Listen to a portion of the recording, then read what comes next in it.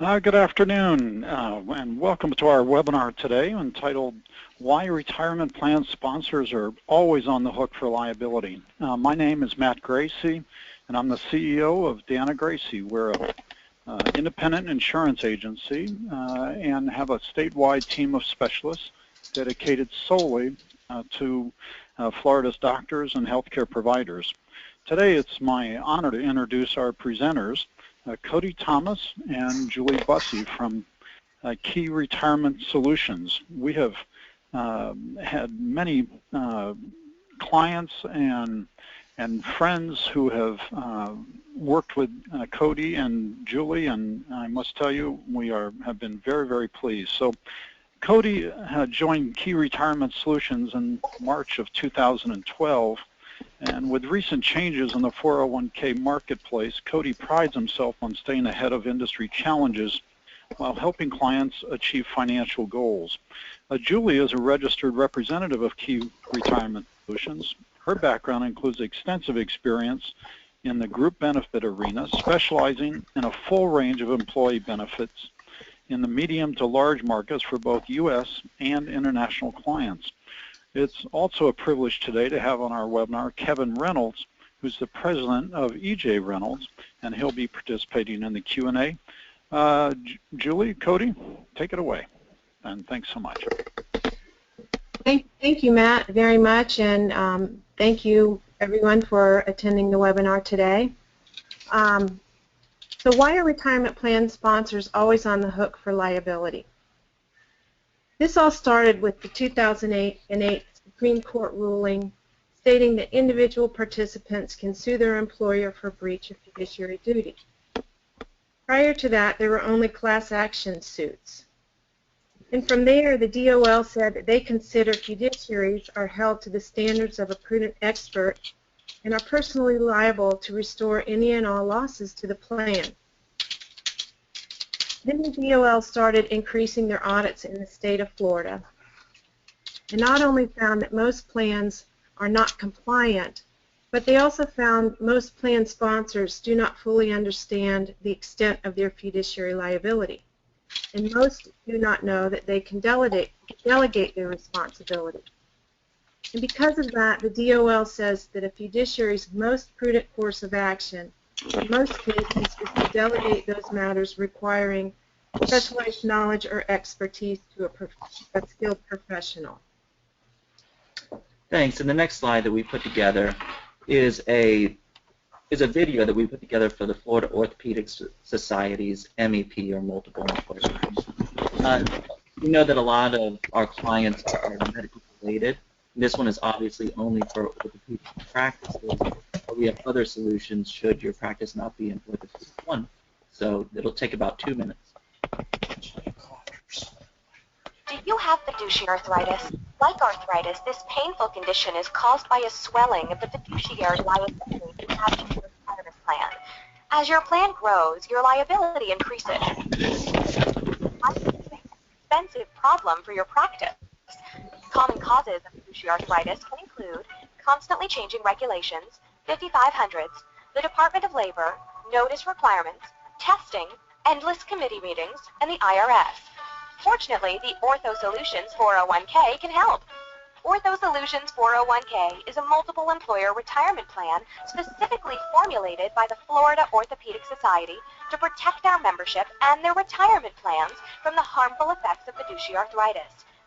Practices who adopt the Ortho Solutions 401k MEP are experiencing a significant reduction in personal fiduciary liability, overall plan costs, and the administrative burden associated with running their plan, all while gaining access to a best-in-class investment lineup managed by an independent investment advisor. Fiduciary arthritis affects every plan differently. Contact us if your frustration worsens, your fees increase, or if you have a committee meeting that lasts longer than 4 hours. The most common side effects of Ortho Solutions 401k are a more efficient retirement plan and an extremely happy HR staff. To schedule your free consultation and see if Ortho Solutions 401k is right for your practice, please contact us today.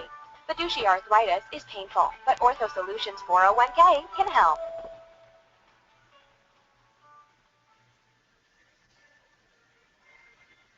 So the real question is, who is a fiduciary? And when I think about a webinar like this, if you're listening to this webinar, then you probably have some discretion over your plan. Therefore, the Department of Labor would look to you as a fiduciary. Some examples of fiduciaries, as you can see up there, a lot of times it's delegated to HR people, CFOs. If you have a formal board committee, that would certainly be an example of a fiduciary. So the LaRue versus DeWolf is the lawsuit that opened Pandora's box for litigation in the 401k space, and it allows for an individual plan participant to sue a plan sponsor, as I had mentioned earlier. And since this Supreme Court ruling, the regulatory landscape for employer-sponsored plans has changed significantly. Yeah, essentially what happens is there was a perfect storm in the 401k and retirement industry. In 2008, 2009, most people know about the market crashing, going down, the S&P going down 40%.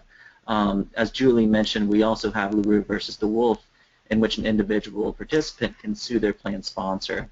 That combined with the Department of Labor increasing their auditors in the state of Florida, for example, from 2 to over 70, essentially what they did is they realized that almost 3/4 of the plans that they go into are required to pay fines or restore losses. So essentially it's shooting fish in a barrel. So from our perspective, and if the DOL were to go into one of our clients or one of you all specifically, they would ask you things as, what is your investment policy statement? Are you adhering to that investment policy statement more specifically? How do your plan's investments rate and the fees that you're paying? So what are the DOL expectations during an audit? They really expect fiduciaries to evaluate whether services are necessary and if compensation is reasonable. And this requires benchmarking. They're looking, as Cody had mentioned, for a documentation process as to the functionality of your plan, and I think he mentioned a few of those. This next slide is the most recent Supreme Court ruling that stating that really employers have a duty to continually monitor their 401k plan with regards to management fee. And it goes back to really, benchmarking is a prudent course of action to make sure that your fees are reasonable. Yeah, and essentially what happened with this plan is it was Edison, which is an electric company out in California, kind of the FP&L, if you will, of California, and the plan sponsors went and replaced a wholesale fund, if you will, with a retail fund, more expensive and didn't perform as well. That's certainly a no-no in our industry, and there was a huge lawsuit. What we've seen over the past years is plans such as Kraft, Fidelity's own participants actually sued the Fidelity company. Your Edisons, your companies like that were involved in major litigation, $10, $20, $30 million fines. Well, they picked off a lot of those big companies, and it's coming down market to a lot of our clients, specifically here in Florida. So now we're having $2, $5, $10 million plans being audited and unfortunately getting involved in litigation. What we've essentially done is we've created a platform to help a plan run efficiently. And essentially what that does from a fiduciary standpoint is that it protects you from a fiduciary liability perspective, and it makes the plan run efficiently. So would the plan design, as Julie mentioned, most plan sponsors don't have the ability or capability to run their plan as an expert. What we've done is we've put in best-in-class components such as the platform. We have a 338 fiduciary whose sole responsibility is to monitor and maintain those investments.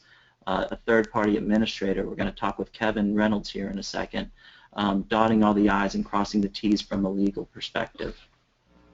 So the multiple employer plan is one way to mitigate fiduciary liability and pass scrutinies of a DOL audit, and it utilizes economies of scale and best service providers.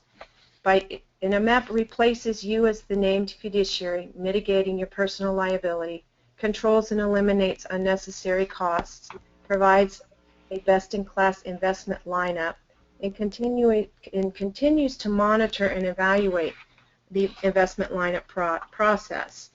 It manages the plan governance and compliance, and it maintains a fiduciary file. And it provides participant education and communication. Well, thank you very much for listening to the brief overview, and we're going to kick it over to any questions out there. As you can see, our contact information, Julie, mine is up there if you have any questions or would like us to help perform a benchmarking analysis of your plan with the help of Millennium, our registered investment advisor. Okay, I'm going to go to the questions here. It looks like we have one. Our plan currently has special language, including safe harbor plans, participant loans, and early distributions. Would this be allowed in the multiple employer plan space? Yeah, Cody, thanks for that. This is Kevin Reynolds. The plan that you currently have, you're simply merging into the multiple employer plan. So the parameters that you have now are essentially the same as the parameters that you would have under the multiple employer plan. So yes, all the functions that you have now, the safe harbor, loans, anything that you have now would be the same in the multiple employer scenario. Okay, thanks, Kevin. And we've got another one coming in here. Will we still need a plan audit? Yeah, because you're adopting onto the multiple employer plan, you will not need that audit. If you needed one before that you had, because you had over 100 participants in the plan, you would not need to have an audit because you're no longer filing an individual 5500 for your plan. The multiple employer plan is filing one 5500 for the whole population now. Okay, thanks, Kevin. Looks like we've got another one coming in here. We have a gold fund in our plan. Do we have to distribute that? No, any fund that you have, any particular asset that you have that may be in a segregated account, any type of asset that's named for that plan that's record kept separately, it can continue to be record kept separately. Although I would recommend that you let the experts look at the overall plan the investment lineup to see if there may be some overlap there or some funds that may not necessarily be appropriate for retirement plans. Okay, great, thank you. And looks like we have one more.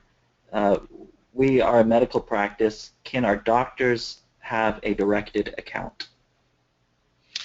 Yeah, again, they can, although, and I know that is important to many doctors that we've come across, they can continue to have that. Again, I would recommend that you at least have someone look at those assets to see if there's some overlap in the fund lineup, because those assets would not have that protection.